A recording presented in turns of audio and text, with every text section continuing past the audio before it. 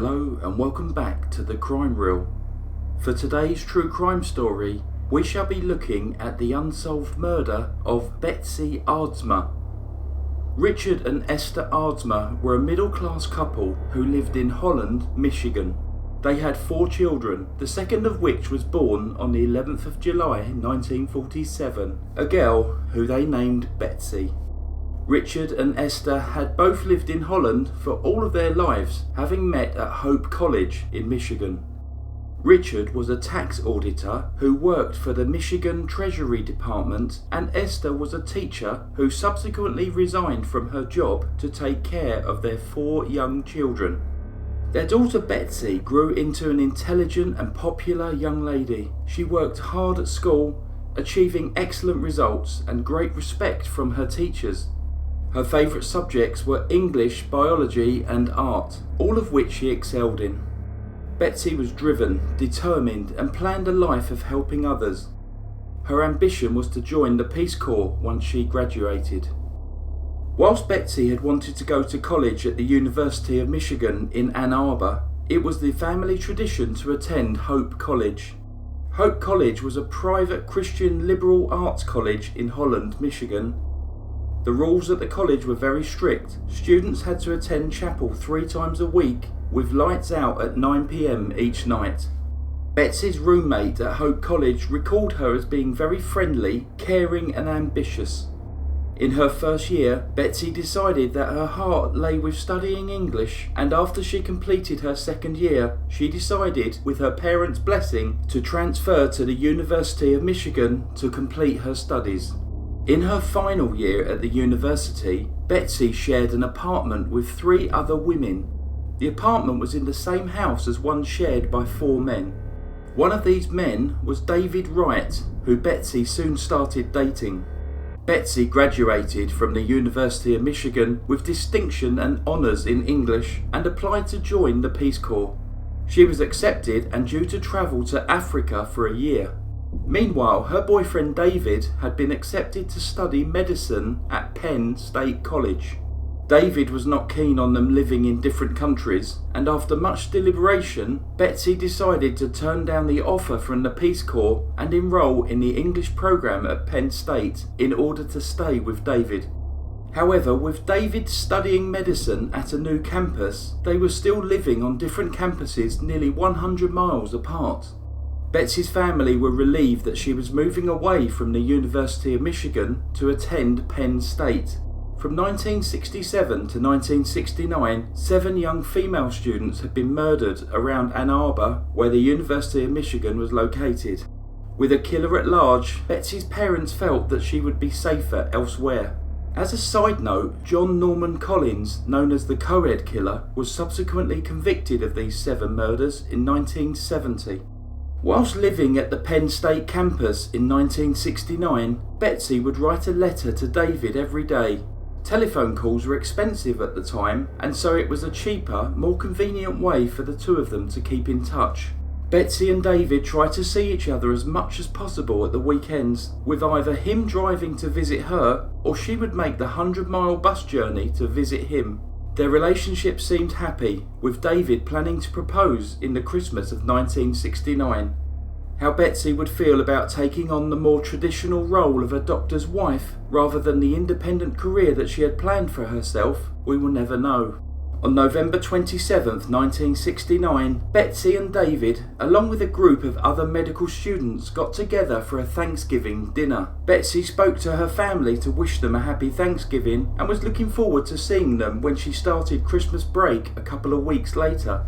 Due to her workload, she decided to return to her campus to continue studying, and David drove her to the bus depot.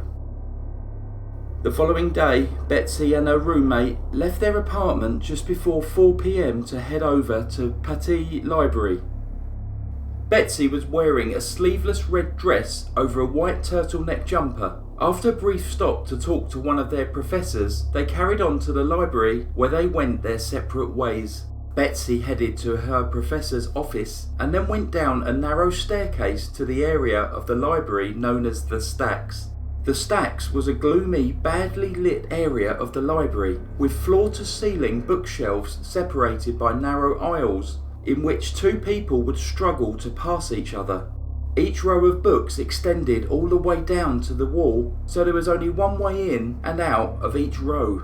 There were no windows, no security, and no librarians in the area. As it was the day after Thanksgiving, the whole library was pretty quiet. It was estimated there were around 80 to 100 students in the library, compared to a normal day when there would have been several hundred.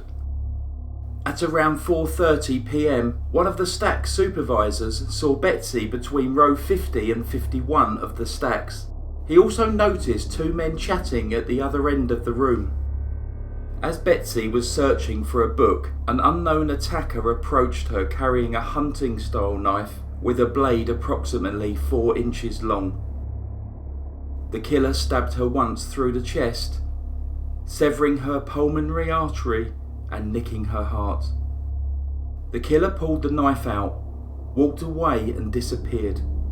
Betsy collapsed to the floor, pulling books down on herself as she fell. She had massive internal bleeding, but unusually she bled mainly into her lungs, so there was very little visible blood. The small amount of external blood was camouflaged by the red dress that she was wearing. Nobody heard a scream, and Betsy had no defensive marks on her hands, indicating that the attack took her by complete surprise, or that she had been attacked from behind. Upon subsequent interview, some of the people who were nearby at the time of the attack said that they had heard a sound like a thump and then a gasp. As a fellow student, Mary Eardley was walking through the library. A man approached her, then simply stating that someone better help that girl, before leading Mary to Betsy and then walking away. Whether this man simply saw someone on the floor and knew she needed help, or was actually the killer, remains unknown. The man has never been found.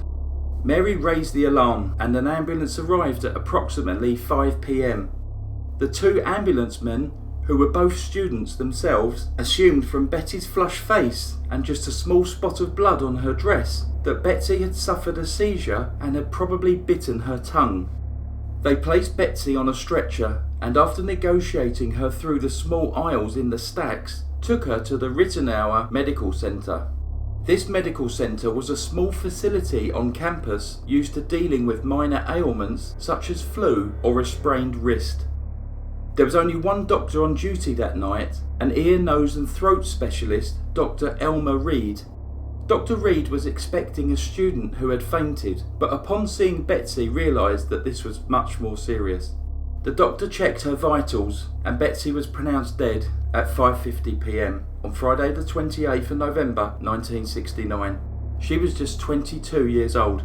At around 6 p.m. that evening, Dr. Reed notified Pennsylvania State Police about the death of a student found in the university library. At this point, he was still unaware of the cause of death. A young policeman, Mike Simmers, was sent to the library to investigate what had happened. He was shown to the area of the stacks where Betsy had been found. He noted that as the staff thought that Betsy had collapsed as a result of a seizure, the area had been tidied up and cleaned.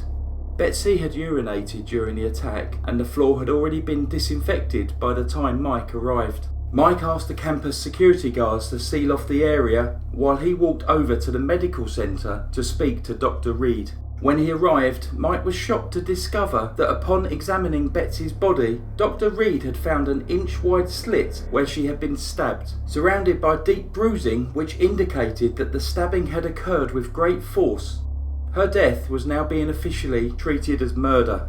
A large police investigation followed. A campus classroom was modified into a command centre for the police, who brought in over 25 investigators to work on the case full-time.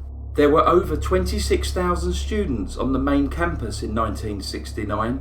Thousands of interviews were conducted in a bid to uncover what had happened.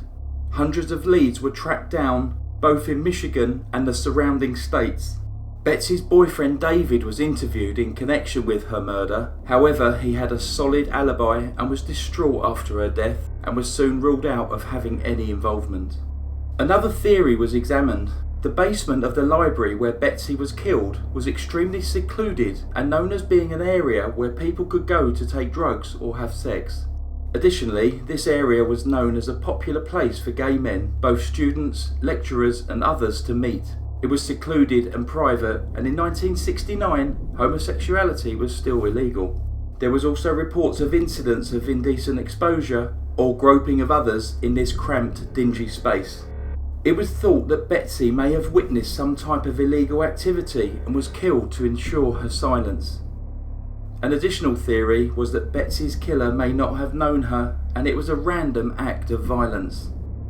Despite the police working through these various theories, it did not leave them any closer to finding out what had happened. Over time, other people have been linked to the crime. The serial killer, Ted Bundy, an English professor named Robert Durkee, who died 3 weeks after the murder, John Norman Collins, the previously mentioned co-ed killer, and even the Zodiac killer. However, all of these people were ruled out of any involvement in Betsy's killing. The theory that remains the most credible to this day, with members of the police, investigative journalist David de Kock, along with author Derek Sherwood, as well as numerous armchair detectives, is that she was murdered by a man named Richard Hafner. Richard attended Penn State University at the same time as Betsy and lived in the same residence hall. Betsy and Richard were friends for a short while before Betsy ended their friendship, telling family and friends that she found him frightening. He was well known for having an explosive temper, acting violently towards women, and he was later investigated numerous times for allegedly sexually assaulting young men. Within hours of the attack on Betsy, Richard visited his academic advisor and was said to be distraught about Betsy's murder. However, this occurred before any details that Betsy had in fact been murdered were widely known. Despite his advisor knowing how volatile Richard could be and the fact that Richard regularly carried a knife, the advisor did not report this untimely visit until 7 years after the murder. Richard was a primary person of interest in the case, but was never formally made a suspect. With no murder weapon ever being found and the contamination of the crime scene, there was no chance of finding forensic evidence to link Richard, or indeed anyone else, to the murder. Richard died of a heart attack in 2002 at the age of 59. On the 25th anniversary of Betsy's death, a lit candle was found in the aisle where she had been murdered, along with newspaper clippings about her murder and writing on the floor, including the sinister words, "I'm back." A similar setup was left on the 30th anniversary of the murder, but this time had been placed in the wrong area of the library. Both of the incidents were dismissed as pranks. Betsy's family tried to move on with their lives as much as possible. Her parents, Richard and Esther, started a charity to help people whose children have been murdered. Betsy's older sister Carol was ordained as a Reformed church minister, and her younger brother Richard and younger sister Kathy both became artists. To this day, no one has ever been charged with Betsy's murder. Over 50 years later, her unsolved murder continues to haunt those who were involved, and as the years pass, the likelihood of this crime being solved are ever diminishing. Someone got away with murder, but whether it was Richard Hafner or another unknown individual, we will never know.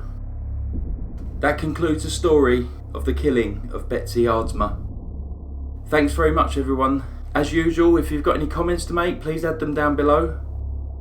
I'm currently getting over a cold at the moment, so I hope my voice isn't too different from usual. Thank you once again for listening to Thecrimereel. Goodbye.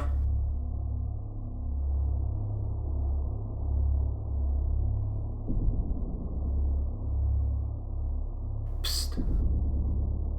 Couple of birthday wishes. Jess Dubois, happy 35th birthday. Jess is from North Carolina. And also Mrs. South LA, happy birthday to you. If these are a bit late, then happy belated birthday.